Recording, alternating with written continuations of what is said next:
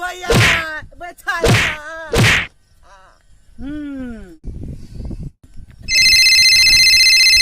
Phone उठाओ। ये phone एकरा भाई के है। कहा जाए एकरा भाई से? ये तो है भाई वहाँ चौकी के कागज बा। जितना जल्दी होगा एकरा तो बचा। भैया बचाया। एड्रेस बता कहाँ बड़ी? अच्छा ये राजा पुरानी हवेली बता विश्व बड़ी इंतजार होता। आओ भाई असली मजा। जब तक एकार भाई ने के हाथ तब तक कुछ हो जा नाच गाना। सुभाष ये बतानी सुना था। आ जा रे ये मेरा मन घबरा है। कहीं देर ना हो जाए, कहीं देर ना हो जाए। हो चुकी है आजा मैं फिर से जी आजा।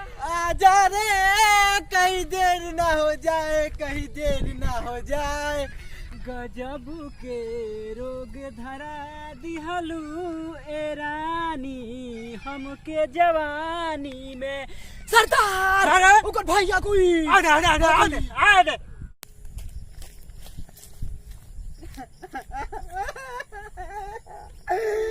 भैया सही 1 मिनट लेट का काय जाता तू हमारी सत्ता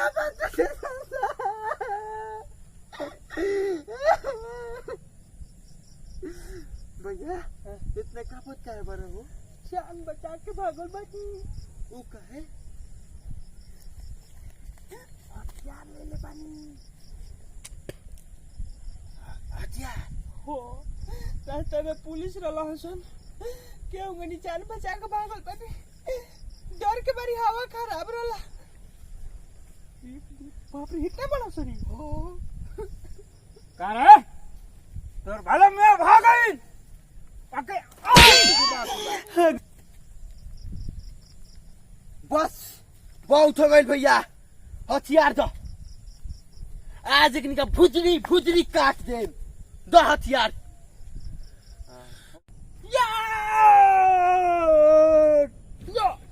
ले भाइयों चल चल ये बोले हाँ ये हथियार हाँ जान पर खेल के लिए मेरी जान पर एक निका काट के एकदम साफ भुजरी भुजरी दू दू टुकड़े कर खच्चा खच्चा खच्चा खच्चा खच्चा खच्चा खच्चा काट दे। एकदम खोइनी जमीन काटला हूं मैंने काट कुट के भुजरी कर दे। फोन पर धमकी देता रहलो ए फोन पर हाय चिरकी पर गुंडा होती बे चिरकी पर गुंडा होती बे हाय ठीक है बड़ा ठीक है से गुंडा होती बो तो फोन पर कहा तेरा महान छुटिया तेरे क्या उखाड़ ले तेरे क्या था भुजरी काट खच्चा खच्चा एकदम खच्चा आज गुंडाई दिखाओ तो नहीं होगा गुंडाई वाह दिखाओ तो तरह गुंडाई दिखाओ तो तरह के रुक जा भाग साला तोरा चक्कर में रहम तो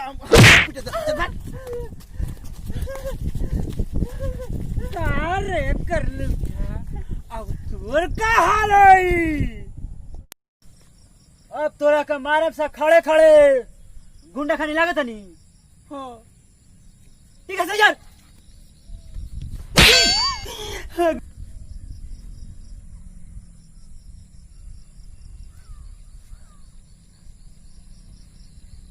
चाचा हमरा के छोड़ देलो तू शर्म करो तवन करो छोड़ दो चाचा।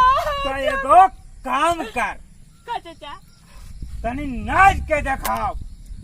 हमार बड़ी मन करता नाच देखे के। तू नाचो ही राजा तार भाई तो बच गए लेकिन अब तू ना बचबो। लहरिया लूटाइए राजा मुहवा पर डाल के चदरिया लहरिया लूटाइए राजा। अभी तो वो भी स्टार्ट भइल बा। चाचा बोले हमरा के मार मार मार के बुआ दे बाकी हम एकरा संगे ना नाचे। थके गए सतरज भाई जवन नाचे नाचे तो के साथ के ना नाचे तो के ओकरे संगे नाचे। हट रे एकरा सतरज पर परदेसी जाना नहीं मुझे छोड़ के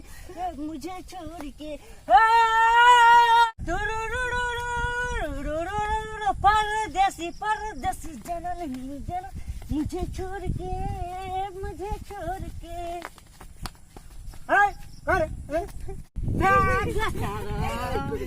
चाचा हम एकनी के दोनों सर के संगे ना नाचे तो यार हमरा साथे नहीं